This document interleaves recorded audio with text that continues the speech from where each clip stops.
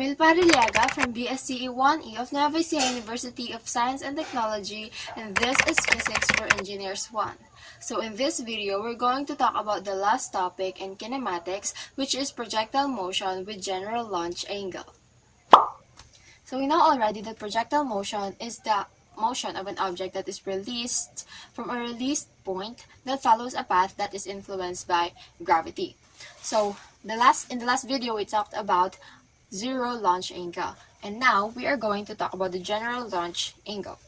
So basically, this one is in a direction like this. Like there will be a curve that will happen because an object is thrown or launched in a way that will create a kind of wave. So in the previous video, we talked about zero launch angle, where angle is zero. That's why we have a horizontal path. But this time, our angle is a non-zero.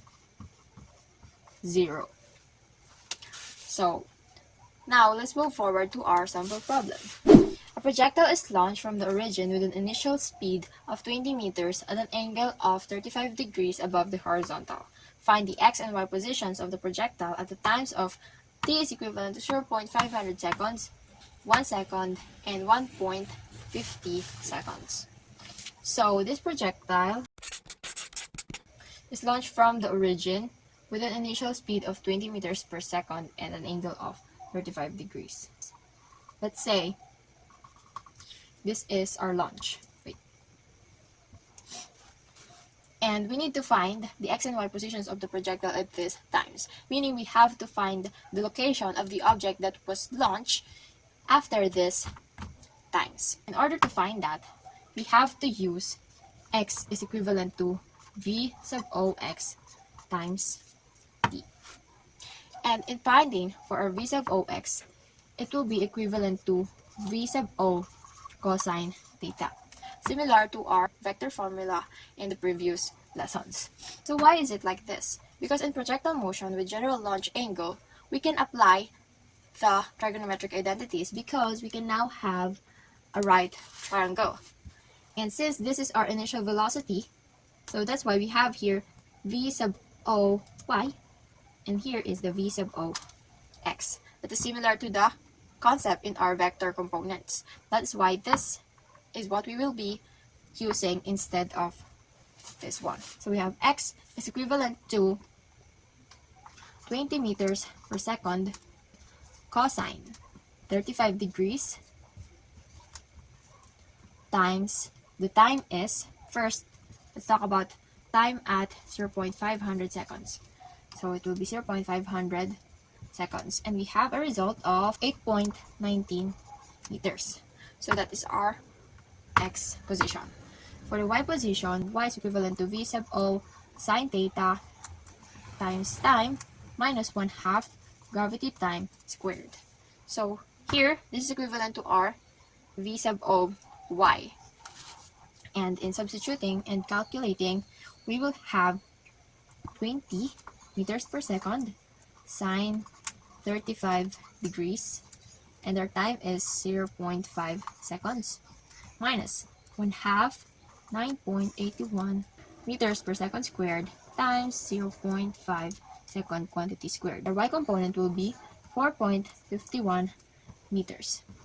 So our x component is 8.90 meters and our y component is 4.51 meters when time is 0.500 seconds. So similarly, in this time, we will be using these values in processes as well, and the only thing that will change is the value of time.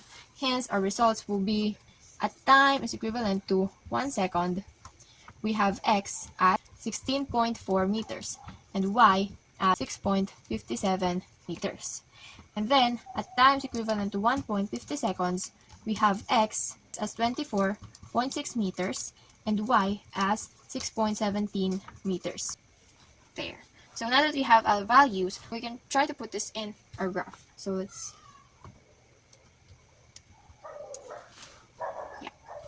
So as we can notice, our projectile motion is in this way.